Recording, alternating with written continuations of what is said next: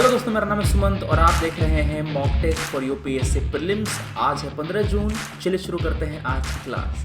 हम देते हैं आपको सवाल, उसका आपको आंसर देना होता है, आपको उसका नोट्स बनाना होता है। सारे सवाल जो होते हैं यूपीएससी लेवल के होते हैं, थोड़ा सा ऊँचे कहीं होते हैं, ताकि अगर आप सवाल टफ सॉल्व कर लें तो आप आसान सवाल आराम से कर सकें। यहाँ पर बातें लिखी गई है मेरे बारे में, मैंने काम किया स्टडी आई में मैंने पढ़ाया है, और मैंने काम किया चाणक्य आईएएस के लिए और फोरम आईएएस के लिए भी। यहाँ पर मेरा आप मार्क्स देख पा रहे हैं। आपको इससे बेहतरीन मार्क्स स्कोर करने हैं। फेसबुक, टेलीग्राम और दूसरे चैनल हमारे सब यही @सुमंत ही है। ये मेरी ईमेल आईडी भी है। यहाँ पर मुझे आप मेल कर सकते हैं, मुझसे कोई भी क्वेरी पूछ सकते हैं इस ईमेल आईडी पर। हमने लॉन्च किया आपके लिए करंट अफेयर का कोर्स। जिनका पहला अटेम्प्ट है उनके लिए कोर्स वरदान है, जहाँ पर हम लोग प्रीलिम्स और जो मेंस उसका करंट अफेयर करते हैं इंटीग्रेटेड तरीके से। मतलब कि दोनों करंट अफेयर को हम लोग साथ में करते हैं। यहाँ पर आपको एमसीक्यूज मिलते हैं, यहाँ पर आपको आंसर मिलती है करंट अफेयर की। तो न्यूज़ से सवाल कैसे फ्रेम हो सकता है, क्या पूछ सकता है, और आपके जो टॉपिक्स हैं हम लोग वो कवर करते हैं यहाँ पर। तो ये जो कोर्स है आप देख सकते हैं। अगर आपने सब्सक्राइब किया हुआ है अनअकैडमी तो बस इनरोल कर लीजिए। सब्सक्राइब नहीं किया हुआ है तो जो रेफरल कोड है वो है SN Live, आप इसका यूज़ कर सकते हैं और आप डिस्काउंट पाएंगे 10% का। ये डिस्काउंट है। इसके अलावा आपको जो मेरा ग्रुप है उसका मिलेगा एक्सेस। यहाँ पर आप पढ़ पाएंगे अपने दोस्तों के साथ, और जो यहाँ पर मोटिवेशन होती है ना वो मिलती है। कभी कभी पढ़ने का मन खूब करता है मगर पढ़ नहीं पाते क्योंकि वहाँ पर मोटिवेशन नहीं होता। तो यहाँ पर हम लोग सॉल्व करते हैं चीज़ों को। आपको मिलती है लाइव क्लास, टेस्ट सीरीज़, आप इसको डाउनलोड कर सकते हैं। इसको आप कितनी बार भी देख सकते हैं हमारे लेक्चर्स को। अनअकैडमी पे प्रोफाइल है सुमंत कुमार के नाम से, सर्च करना, मैं मिल जाऊँगा वहाँ पर, इसको फॉलो कर लेना। हमारी होती है स्पेशल क्लास अनअकैडमी ऐप पर, उसको आप देख सकते हैं। वो क्लास फ्री ऑफ कॉस्ट होती है, ठीक है।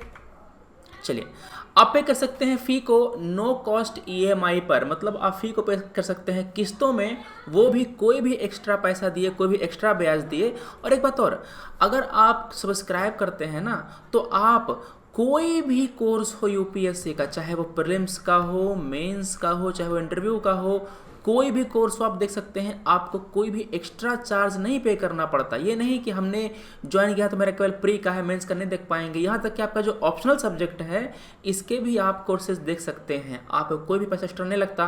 रेफरल कोड है SN Live, ध्यान से देखिएगा इसको। यहाँ पर आप पे कर सकते हैं EMI के ज़रिए भी। अगर क्रेडिट कार्ड है तो अच्छा, नहीं तो डेबिट कार्ड से भी, मतलब ATM कार्ड से भी आप पे कर सकते हैं EMI को। ठीक है दोस्तों, चलिए शुरू करते हैं। हमारा पहला सवाल है आज प्रार्थना समाज पर। इनमें से कौन से जो नेता थे संबंधित थे प्रार्थना समाज से? महादेव गोविंद रानडे, RG भंडारकर, राजा राम मोहन राय, केशव चंद्र सेन। प्रार्थना समाज से कौन कौन से लीडर संबंधित थे? सिंपल सवाल है, बताना क्या आंसर है इसका जल्दी से। ठीक है, आज की जो करंट अफेयर वाली क्लास है ना वो 1 बजे है, सुबह 6 बजे क्लास नहीं थी। आज जो करंट अफेयर वाली क्लास है वो आपका 1 बजे है, 1 PM। तो ध्यान से सभी लोग आइएगा, ठीक है ना। ठीक है, अरे वाह,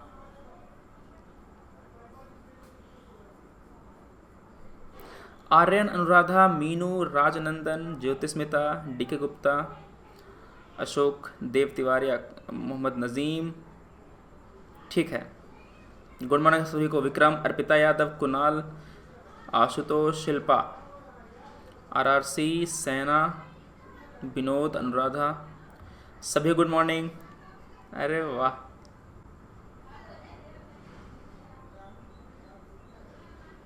ठीक है, बहुत ही बेहतरीन जवाब आपका। प्रार्थना समाज से जुड़े हुए कौन कौन लोग थे? राजा राम मोहन राय जी का क्या था, याद आया है ना?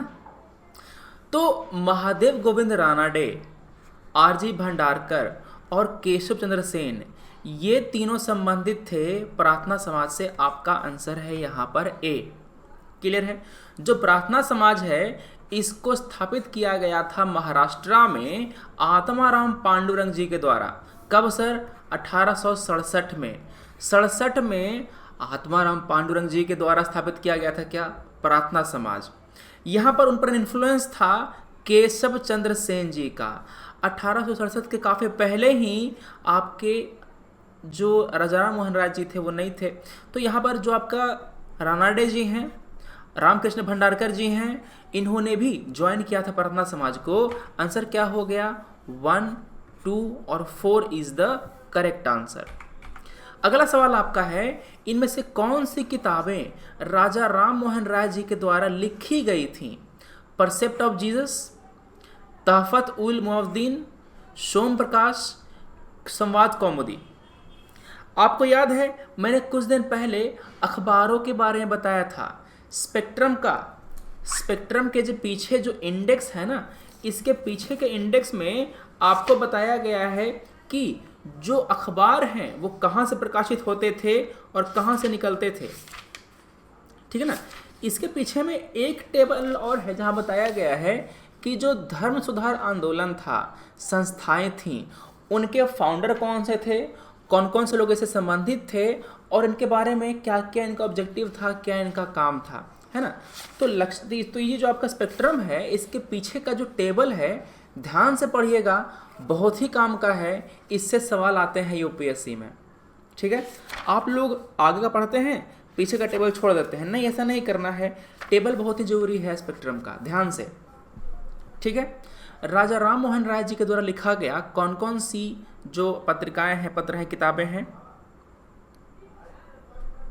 ठीक है। सभी लोग शेयर करवाए पहले एक बार, काफी कम लोग हैं। ये तो कम लोग कैसे हैं जी, कहाँ गए बाकी सब? ठीक है, क्या आंसर है इसका? सोम प्रकाश नहीं है, अरे वाह, पता तो है सब। सोम प्रकाश नहीं है, बहुत अच्छे। तो जब सोम प्रकाश नहीं है तो आपने तीसरा कर दिया एलिमिनेट। क्या किया आपने? तीसरा कर दिया एलिमिनेट।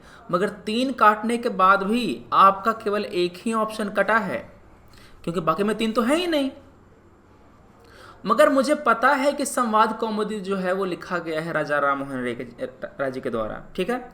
जो संवाद कौमुदी है ये राजा राम मोहन राय जी के द्वारा है।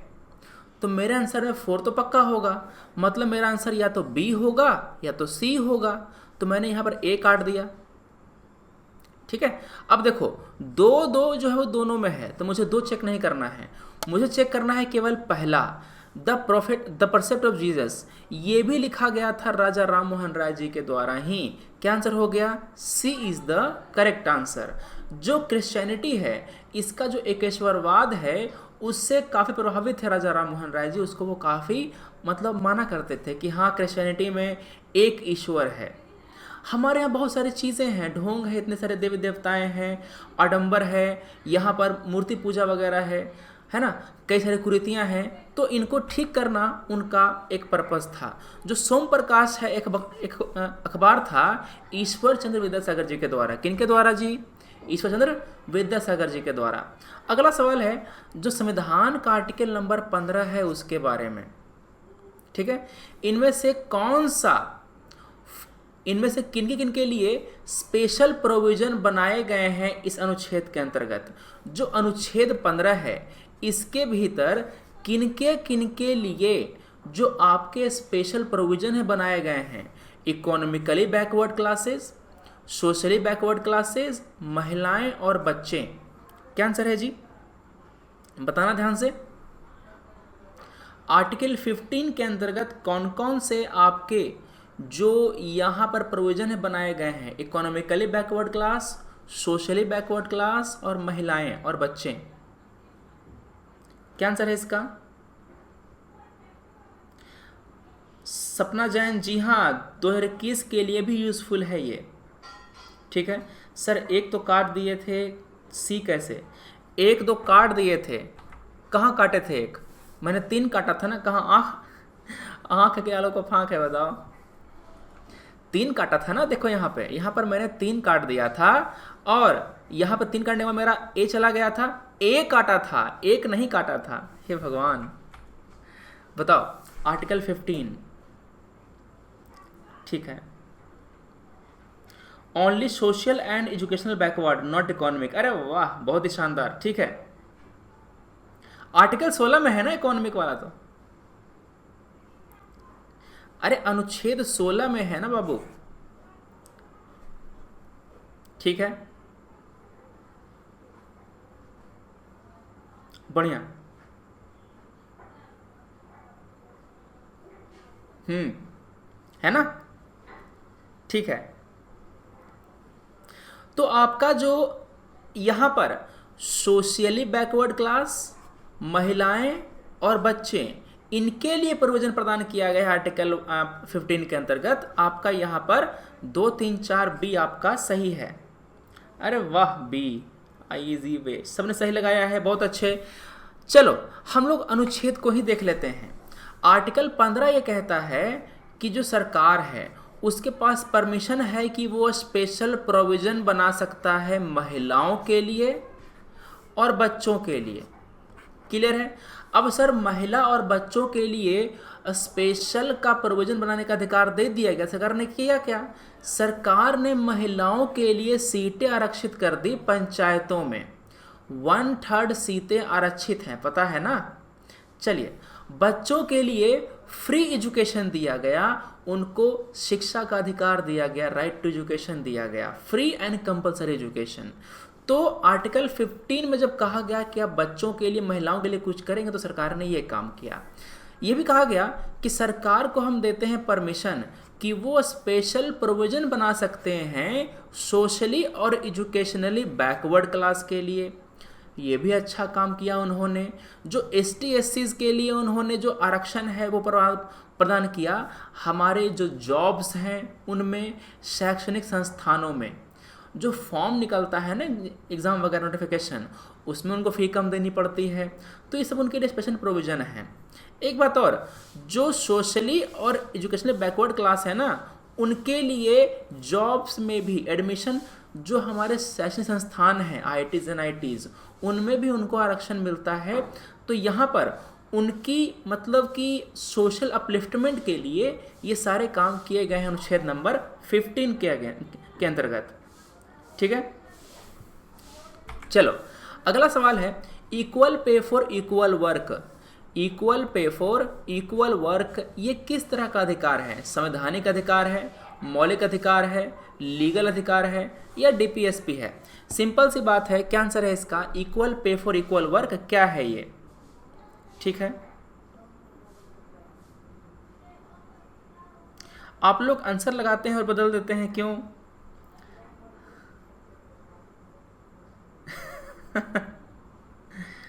Sanjay Yadav, welcome, first time. ठीक है, क्या आंसर है इसका? बताना जल्दी से। Equal pay for equal work, equal pay for equal work ये किस तरह का अधिकार है? संवैधानिक अधिकार है, मौलिक अधिकार है, लीगल है या DPSP है? हमने आपको जो डेली टारगेट में पढ़वा दिया है ना, हमने आपको डेली टारगेट में पढ़वा दिया है मौलिक अधिकार, याद है? मौलिक अधिकार, DPSP ये सब मैंने पढ़वा दिया है। Equal pay for equal work अगर आपका संवैधानिक अधिकार होता तो इसको आप इन्फोर्स कर सकते थे। क्या कर सकते थे? इसको आप इन्फोर्स कर सकते थे, आप कोर्ट में जा सकते थे कि सर हमको हमारा अधिकार नहीं मिल रहा। मगर ये संवैधानिक अधिकार नहीं है, न मौलिक है, ये आपका DPSP में आता है। अच्छा, सरकार ने लॉ पास करके equal pay for equal work दिया है, तो आपने अगर C भी लगाया है तो ठीक है, मगर यहाँ पर मोस्ट अप्रोप्रिएट होगा DPSP। ठीक है, कोई दिक्कत नहीं है। मुझे कहना चाहिए था यहाँ पर कि दोनों लीगल भी हो सकता है और आपका, क्योंकि लॉ पास करके ये कहा गया है कि नहीं, आपको समान काम के लिए समान अधिकार ही मिलेगा। ठीक है, तो यहाँ पर मोस्ट अप्रोप्रिएट DPSP है, कोई दिक्कत नहीं है इसमें। आपका जो आर्टिकल 39 है वो सीधा सीधा कहता है देश को कि आप जो नागरिक हैं उनके लिए जीवन यापन का साधन उसकी व्यवस्था करेंगे, आपको समान पेमेंट दिया जाएगा समान काम के लिए, दोनों महिला और पुरुष को। ठीक है, ठीक है ना, महिला और पुरुष को। यहाँ पर जो बच्चे हैं उनके स्वास्थ्य के विकास के लिए जो मौका है उनको दिया जाएगा, उनको रिसोर्सेज दिए जाएंगे। तो ये आपका है अनुच्छेद number 39 D is the correct answer. अगला सवाल आपका है फुटलूज इंडस्ट्री के बारे में। यहाँ पर काफ़ी एक फंडामेंटल सवाल है। यहाँ पर आपका जो पूरा इंडस्ट्री है ना वो कवर हो जाएगा, तो ध्यान से जवाब दीजिएगा। फुटलूज इंडस्ट्री के बारे में कौन सी बातें सही हैं आपको बताना है यहाँ पर। क्या ये एक ऐसा उद्योग है जिसको हम किसी भी जगह पर लगा सकते हैं, ठीक है ना। दूसरा, क्या ये इंडस्ट्रीज स्पेशली फिक्स्ड कॉस्ट के होते हैं, मतलब कहीं भी लगाओ दाम उतना ही पड़ना है लगाने का। क्या ये डिपेंड करता है रॉ मटेरियल पे जो हल्के होते हैं और उनको आराम से ट्रांसपोर्ट कर सकते हैं। अब गन्ना हो गया, गन्ना भारी होता है, गन्ना वेट लूजिंग होता है, तो गन्ने वाले केस में आपका जो उद्योग होगा वो गन्ने के खेत के नज़दीक ही होगा। जो गन्ने का मिल होगा ना खेत के नज़दीक ही होगा, वरना ट्रांसपोर्टेशन कॉस्ट बढ़ जाएगा। जो आपका गन्ने का रस है वो सूख जाएगा अगर हम उसको ज़्यादा देर तक रखें तो ट्रांसपोर्टेशन में। समझ गए बात, ठीक है ना।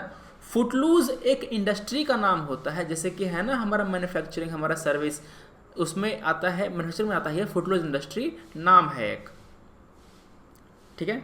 फुटलूज का मतलब ये है कि उसका फुट लूज है, पैर उसका ढीला है, कहीं भी लगा सकते हैं, उसको कोई दिक्कत नहीं है।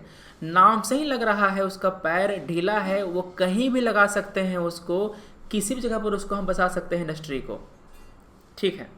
तो यहाँ पर आपका 1, 2 और 3 पहले तो मैंने बता ही दिया।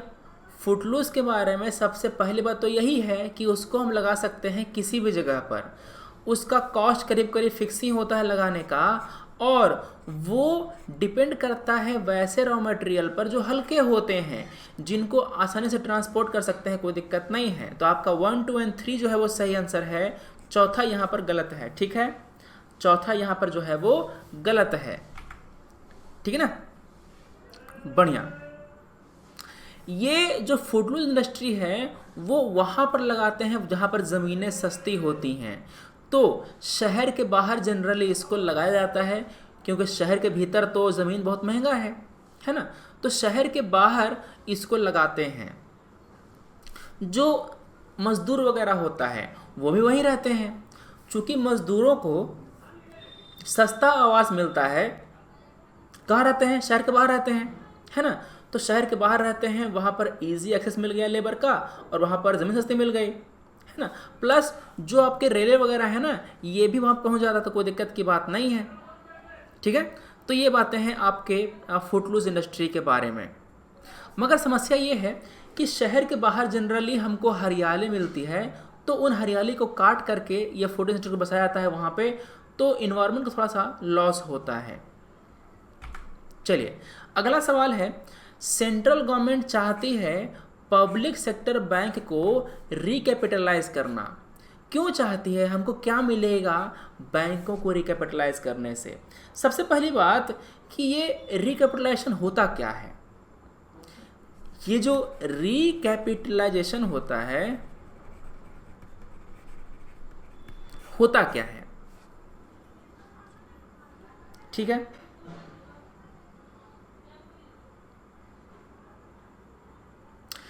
जो केंद्र सरकार है वो पैसे इन्फ्यूज़ करती है सेंट्रल जो हमारे बैंक हैं वहाँ पर, या तो उसका स्टॉक बाय कर लेगा या तो उसको बॉन्ड के रूप में कुछ पैसा दे देगा, ठीक है। ये नहीं कि सरकार जाकर पैसा जमा कर रही हो, सरकार पैसा डिपॉजिट नहीं करती है, सरकार बैंक में अपना पैसा इन्फ्यूज़ करती है, ठीक है ना। इसको बोलते हैं रिकैपिटलाइजेशन। री क्यों लगाया गया सर, री क्यों लगाया गया, क्योंकि इसको दोबारा कर रहे हैं। पहले से सरकार का उसमें मालिकाना हक है, सरकार का उसमें पहले से मालिकाना हक है, तभी तो पब्लिक सेक्टर बैंक है।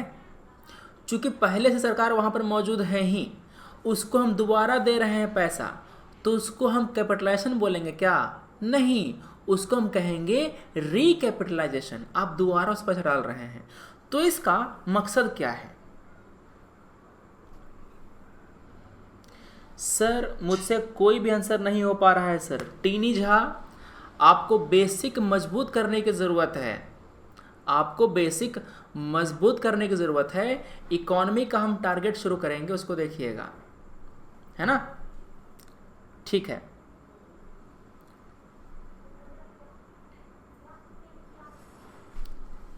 अपने दोस्तों से पूछिए कि कैसे पढ़ना है, बताएंगे वो क्या टारगेट है, क्या है, कुछ है। बढ़िया।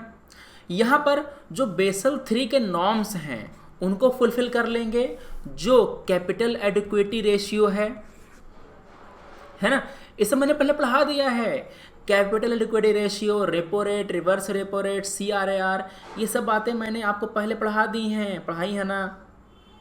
ठीक है, तो यहाँ पर बेसल 3 नॉर्म्स को यहाँ पर हम लोग मीट करेंगे, CAR को मीट करेंगे। दूसरा तो ऐसे ही हो गया।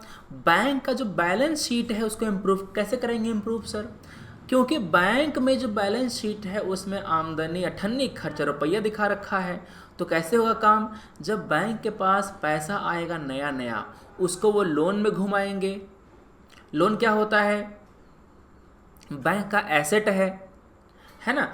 बैंक बैंकरप्ट होने से बचेगी, क्योंकि जो लोग पैसा मांगने आ रहे हैं बैंक के पास उसको पैसा दे पाएगा, अपना जो क्रेडिबिलिटी है उसको बचाए रखेगा। आपका यहाँ पर 3 सही है। मनी सप्लाई को इंक्रीज करना काम नहीं होता रिकैपिटलाइजेशन का, इससे इंक्रीज करने से मुद्रास्फीति आएगी ना, जो इन्फ्लेशन है वो बढ़ जाएगा ना। चौथा गलत है, ये तो मतलब सही, मतलब ये तो गलत है, सही। कैंसर हो गया आपका B, 1, 2 and 3 only is the correct answer. ठीक है, बढ़िया, ठीक है। चलो हम लोग सवाल करते हैं अगला, रिजर्व बैंक ऑफ इंडिया के बारे में। सभी लोगों ने अभी तक लाइक कर दिया होगा, शेयर कर दिया है ना? ठीक है, बहुत अच्छे।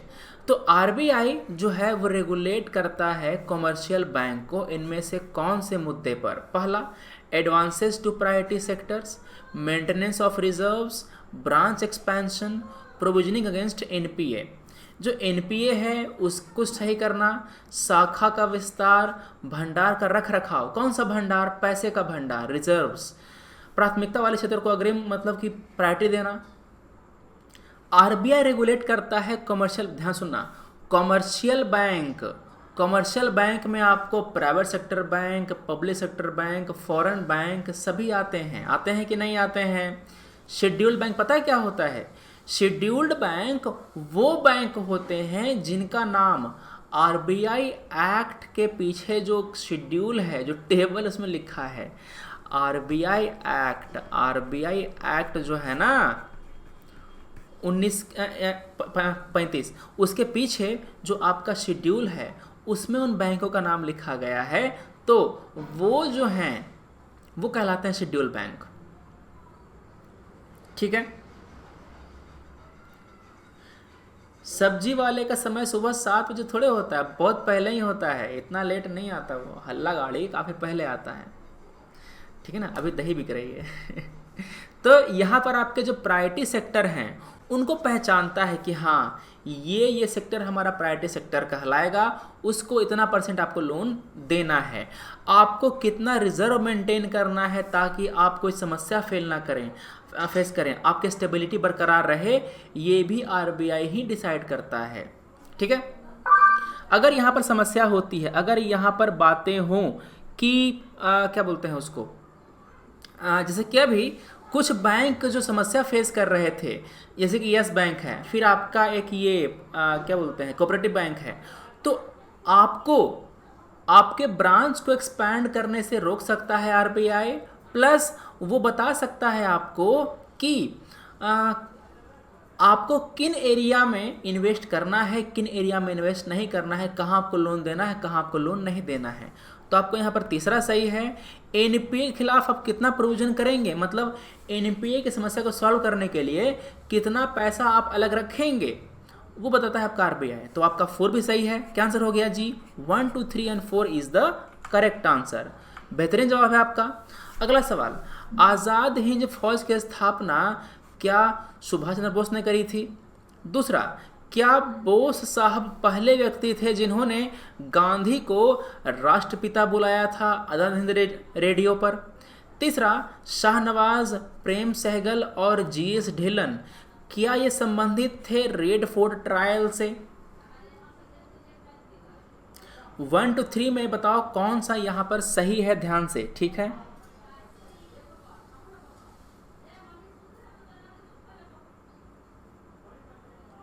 चौंतीस था क्या? 34 था 35? देखना उसको, एक्ट का डेट देख लेना, शायद 34 था, देखना उसको।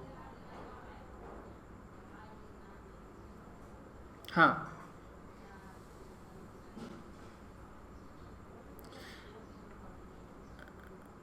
अदनान सफ़ी, पेपर आपका अंग्रेजी और हिंदी दोनों भाषाओं में आ गया, जैसे ऐसे लिखा हुआ है ना वैसे ही, बाएं तरफ इंग्लिश, दाएं तरफ हिंदी, ठीक है।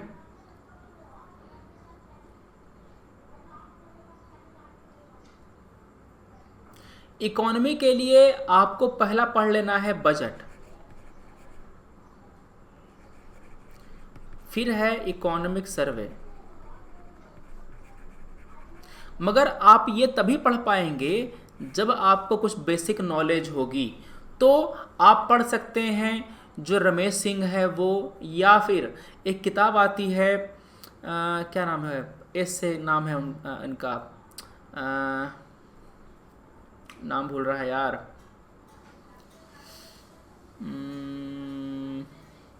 अभी नाम याद आएगा वो वाला बताएंगे।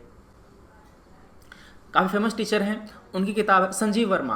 संजीव वर्मा सर की जो किताब है वो पढ़ सकते हैं आप, ठीक है। रेड फोर्ट नहीं है तो क्या है?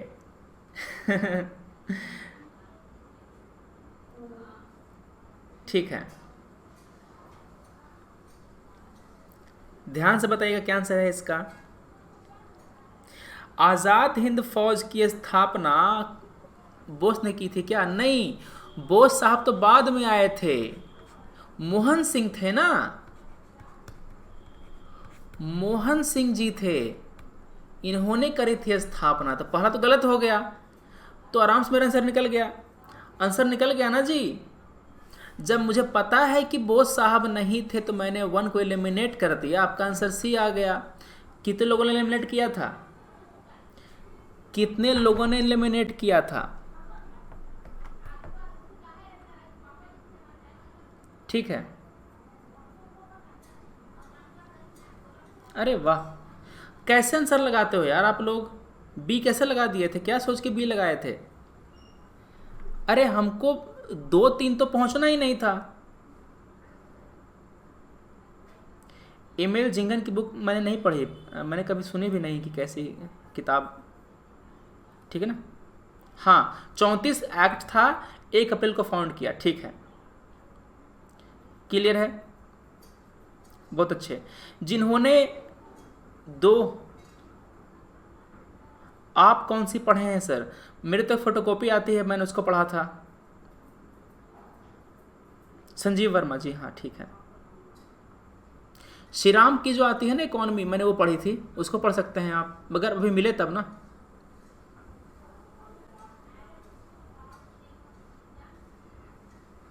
बहुत अच्छे, ठीक है। तो यहाँ पे ऑब्वियस सी बात है, क्या आंसर आ गया आपका? सी आंसर है। इसमें आप कैसे गलती कर सकते हैं? इसमें गलती नहीं करना होता ऐसे क्वेश्चन में। अगला सवाल है बैंक रन के बारे में। इनमें से कौन सा प्रॉपर्टी है बैंक रन का? Customer withdraw their deposit fearing that bank will run out of reserve. क्या कस्टमर, क्या ग्राहक अपने पैसे बैंक से निकाल लेते हैं ये सोच करके कि बैंक में पैसा खत्म हो जाएगा? दूसरा, क्या बैंक डिफॉल्ट का रिस्क फेस करते हैं? तीसरा, क्या आरबीआई काम करता है as a lender of last resort? Lender of last resort का मतलब ये है जब कोई नहीं सहारा तो आपका ही सहारा। जब कोई लोन नहीं देता है बैंक को तो आरबीआई लोन देता है उसको आकर के। समझ गए? ठीक है ना।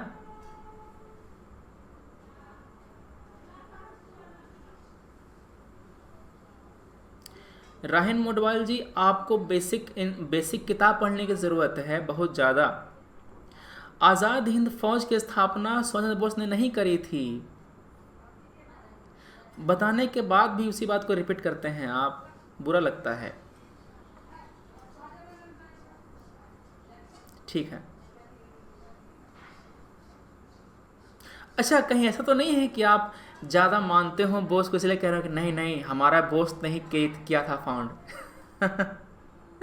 होता है कभी कभी, है ना, कि जब हम किसी को ज़्यादा मानते हैं तो उसके खिलाफ कुछ हम सुन नहीं सकते, हमको लगता है कि सारा काम उसी ने किया है। मोहन सिंह को जापानियों ने हटा दिया था, फिर जो बोस जी थे वो वहाँ पर गए थे, उन्होंने सेना को दोबारा ऑर्गेनाइज किया था, उनमें नई जान फूकी थी और उनको फिर इंडिया की तरफ लेकर के आए थे, है ना। उन्होंने अपने रेजिमेंट में महिलाओं तक को शामिल किया था। झांसी बाई, जैसे कि ये लक्ष्मीबाई रेजिमेंट उनकी सेना में थे। ठीक है,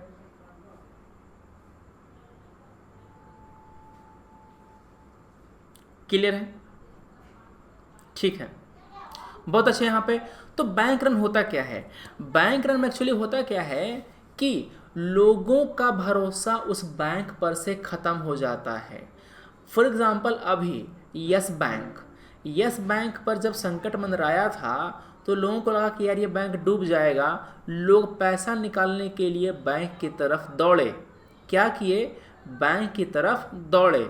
अब आरबीआई ने किया क्या कि बैंक का जो विथड्रॉल लिमिट है उसको लगा दिया, मतलब कि आप एक दिन में इतने रुपए ज़्यादा निकाल ही नहीं सकते, आप एक दिन में 50,000 25,000 ज़्यादा आप निकाल ही नहीं सकते। तो उन्होंने लिमिटेशन लगा दिया ताकि जो लोग हैं वो अपने पैसे निकाल ना लें। क्लियर है, बैंक के पास अगर पैसा नहीं है और कोई उससे पैसा अपना मांगने आ गया है तो बैंक अगर पैसा चुका नहीं पाएगा ना तो हम मान लेते हैं कि हाँ बैंक डिफ़ॉल्ट कर गया है। क्या कर गया है सर, बैंक डिफ़ॉल्ट कर गया है। एक बात और, देश अगर लोन लिया है किसी संस्था से, जैसे कि 1991 में जब हम लोग फेस कर रहे थे अपना बीओपी का क्राइसिस, उस समय जो भारत है उसने लोन लिया हुआ था बाहरी जो आपके बैंक हैं, बाहर के संस्थाएं हैं उनसे। अगर हमने उनको उनका पैसा नहीं चुकाया होता तो क्या होता, हम लोग दिवालिया प्रूफ कर दिए जाते, हमें बैंकरप्ट बता दिया जाता, डिफ़ॉल्ट बता दिया जाता। ठीक है, तो इसी कारण से हमको लेना पड़ा था लोन आईएमएफ से और वर्ल्ड बैंक से, तब जाके हमने उसको पैसा पे किया था। ठीक है, तो पहला सही है, यहाँ पे कोई दिक्कत है, पहला जो है वो यहाँ पर सही है। दूसरा भी ठीक है क्योंकि बैंक जो है वो डिफ़ॉल्ट का रिस्क फेस करता है और RBI lender of last resort की तरह बिहेव करता है। मतलब कि जब यस बैंक को कोई लोन नहीं देगा तो आरबीआई अगर के उसको लोन देगा कि हाँ चलो तुम पैसे रखो और तुम अपना काम आगे बढ़ाओ। क्या आंसर है इसका, 1, 2 and 3, D is the correct answer. अच्छे, ठीक है ना, जी हाँ बिल्कुल, क्रेडिबिलिटी ख़त्म हो जाता है, जो क्रेडिबिलिटी आपका वो ख़त्म हो जाता है। बढ़िया बात। तो आपको पता है ये थी बातें हमारी, आपको जो कोर्स हमने लॉन्च किया है करंट अफेयर का, आपको उसके बारे में पता है। आप हमारे जो बाकी कोर्स हैं, ancient India, medieval India, art and culture, geography, Indian polity, environment and ecology, science and tech और आपके लिए खास करके इकोनॉमी का कोर्स, ये सभी हमने बनाया है। आप इन कोर्सेज को देख सकते हैं। ये सारे कोर्स यूपीएससी प्रीलिम्स के लिए हैं, ये सारे कोर्स यूपीएससी प्रीलिम्स के लिए हैं। प्रीलिम्स के बाद मैं आपके लिए मेंस का भी कोर्स लॉन्च करूंगा और जो करंट वाला कोर्स है ना, ये कोर्स करंट अफेयर वाला, ये प्रीलिम्स और मेंस दोनों के लिए है। ठीक है, जिनको देना है 2021 में, जिनको देना है 2022 में, आपके लिए ये कोर्स बेस्ट है। ध्यान से इनरोल कर लीजिएगा, नहीं क्या सब्सक्राइब कर लीजिएगा। आपको रेफरल को याद रखना है SN लाइव, इसको अप्लाई कीजिएगा, फिर आपको यहाँ पर जो काम है वो काफ़ी हम अच्छे से पढ़ाएंगे यहाँ पे। ठीक है दोस्तों, तो यहाँ पे अब मिलते हैं हम लोग अपने अगले वीडियो में 1 बजे। आज क्लास है आपकी 1 बजे, 1 बजे आपकी क्लास है करंट अफेयर की, मिलिएगा वहाँ पे। ठीक है, thanks for watching, take care, Jai Hind.